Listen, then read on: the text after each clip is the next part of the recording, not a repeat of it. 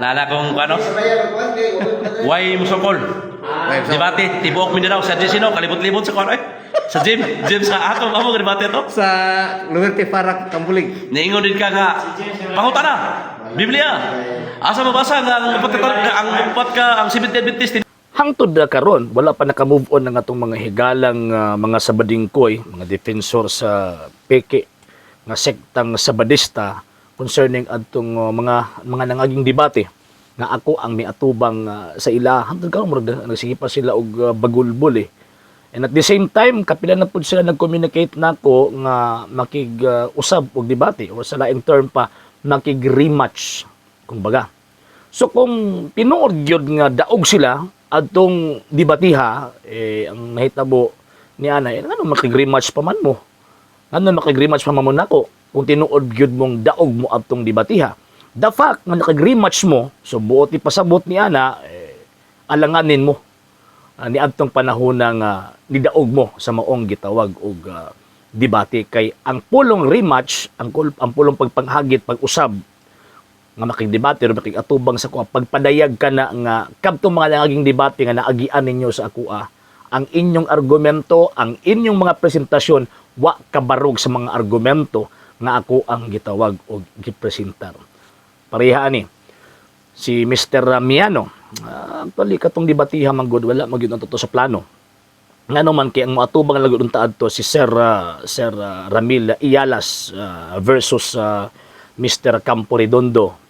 Nya ang nahitabo kay gisakitan naman pud og tiyan si Mr. Campo Redondo o niya pagkahuman na gusto niya nga paatubangon daw si Sir Miano, mao to nga ako ang nibarog, ako ang niatubang. Kay actually dili magid unta to dapat. Ngano man kay kung makigatubang ko ni Mr. Miano, ang mahitabo wala ko kung sukan pa ba why ka paingnan ang ako ang dungog kung baga kung makigatubang kong Mr. Miano. Una, dili man niya sa ingon nga nag-degrade ko sa iyahang tawag ining o nakaminos ko sa iyahang pagkatao. Makaingon niya ang mga tao ba nga si Mr. Sino ni atubang na magbuta, kidaginot naman ang gitawag og buta. So man akong gilikayan. Number 2, kung mingon pod nga tawag ining mudaog ta, mingon man dayon nga ani daog na kay buta ang kalaban. So ingon ana ba murag feeling nako murag degrading pud sa ako ang gitawag og part. Pero sa katong hitabua, katong sa Liberty Parak sa Zamboanga, dito sa tawag ining pagadian, napugos og atubang ato at that time kay wala man tay laing kung sa kabuwa nay laing mahimo ba na kung baga. So inoon nagatubang mi unya nagkatawag ko sa mga argumento niya og inyo man na makita sa ato ang gipost nga full video sa debate namo didto sa Zamboanga. Di ba kag ang ilalang ginabalik-balik asa daw ko wala na ko matubag nga asa mabasa sa Biblia nga ang 70 Adventist gitukod og upat ka buk Amerikano. Kung ikaw tarong ka nga tawag ining debater, angayan pa nimo nang ipangutana? Angayan nimo na mo na pinakakusog nimo ang tawag ining argumento. Di ba? Una ba ang Biblia? Wala pang 70 Adventist na ang Biblia. So niya ipabasa nimo. So kung sa kuan pa ba kanang mahitabo bitaw nga walay kana bitawng tama or kanang logical ba nga argument nga angayan ng tubagon ng pangutanaha. Sa tinuod lang dili gyud na angayan tubagon ng pangutanaha kabalo biat nga una ang Biblia kontra sa tawag ining 70 Adventist. So naturalmente di gyud mo mabasa ang 70 Adventist kanalang mismo ang 70 Adventist diya sa Biblia. How much more ang foundation sa 70 Adventist nga gitukod og upat ka buk mga Amerikano. Di gyud na mabasa sa Biblia. Pero ang point, ang facts, nagsulti nga kanang Seventh-day Adventist, dili gyud na iya ni Kristo. Kay gitukod nag-upat ka buok Amerikano og di gyud na mabasa sa Biblia. Kasi di mabasa sa Biblia, ang Seventh-day Adventist. Diba? Ang prinsipyo nila, kung di mabasa di tinuod. So therefore, piki ng Seventh-day Adventist. Nya, argumento ipabasa ang kanang pulungan nga ang 70 Adventist gitukod sa upat ka buok Amerikano si Rambaw man na. Ang kabalo magyug ka nga di gyud na mabasa. Nga naman kay ulahi ra man kaayo. Gitukod na gani upat ka buok Amerikano no. Nya pagkaman ipabasa pag gyud nimo sa first century writings. Tingon nila, o katubag, balik-balik ka to. Ang tawag ng atubang na mo sa tawag ng sa debate kay maulawan mo. Bato tingalay ba't ako nga bisag usa sa inyo wag yun nag-share adto nga tawag ining video. Oh na nag-share katong ikamoy nag-live nga dili klaro ang ako ang tubag nga pasiatab nga pildi pero pag upload sa tawag anang video nga klaro kung tingog sus makauulaw kaayo. Ug wa pa jud ko kalimot nga nakita nako ang pag-umangkon ni Mr. Miano nga naghilak ato at the time after the debate. Iyang gigako si Mr. Miano kay kung sakuan pa ba nakulatag yung sakto. Di man niya singo nga alas ako sa kung galing bangko daghang mga witnesses nga naa didto nga nanguli mo nga nanghuy-huy ang mga abaga nya mo na giingon ninyong daog mo pildi me. And lastly mangon mo sila nga, wa di mo tawag ining musukol, sino ko mo na kung yung way dungog ug suklan si Mr. Miano. Nganong wa may tawag ining dungog sa hinungdan ba nga maluoy ka ba?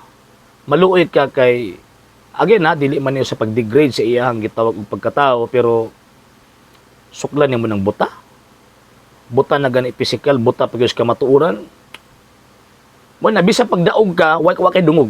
Nganong wa man kay dungog kay musakuan pa ba naidiferensya ba kumbaga. Mo na nga kung magagit-hagit debate si Miano Matubang. Mo distansya mi. O bilang kay ako, mga defensor katoliko, ngano man kay di man naangay ang atubangon. Kay again wa kay dungog nga makuha. Kung mudaog ka, wa kay dungog ngano man kay ni atubang kag buta. Anara na katawagan ng ka simple. Gawas nga huyang kayong iyang mga argumento kato nagkatubang mi, wa kay dungog. Wa kay dungog in the sense nga nidaginot kag na ay gitawag og diferensya. Mo na nga dili gid siya paminawon or kung di sa tagdon ba kumbaga ngano man kay mo man ni punto. Kasi pag mudaog kami nga sila nagkatubang nagbuta pa gyud ang mo man kay matuuran na wala ko nagdegrade ni bisan kinsa. Ang point nako is maunay reason. Prangkahan ta mo sa reason. Nganong dili gyud nakikatubang ngano man tungod kay kabalo na ta unsay tawag ining reason nga sus Ginoo ko baluoy na lang ta ba ato nagi hilak magani imong pagumangkon. Kuman maghambog pa mong daog mo. Hoy maging abagan ninyo.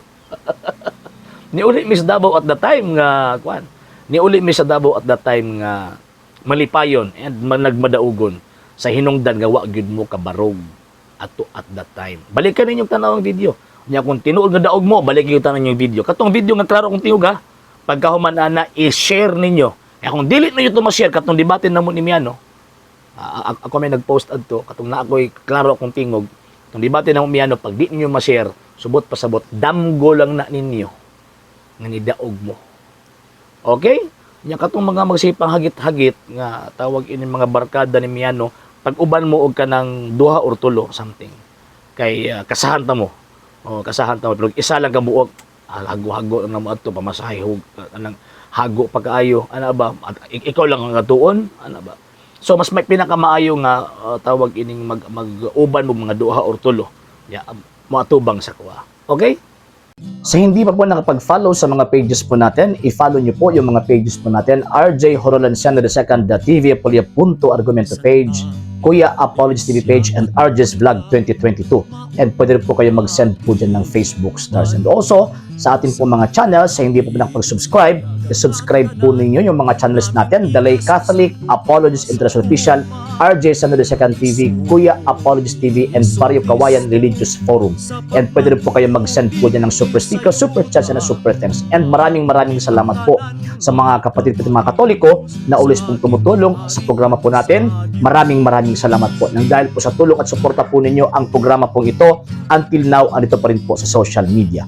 And until now din po, nangangailangan pa rin po tayo sa tulong at suporta po ninyo dahil wala po kami magagawa rito mga sir, mga ma'am, kung wala po yung tulong at suporta po ninyo. Sa gusto pong tumulong, sa gusto pong sumuporta, pwede po ninyong ipadala ang tulong at suporta po ninyo sa pamamagitan po ng ating mga account numbers dyan po sa ating pong screen. And pwede nyo po kaming i-message sa ating pong page kung via remittance po yung papadala po ninyo. Maraming salamat po in advance.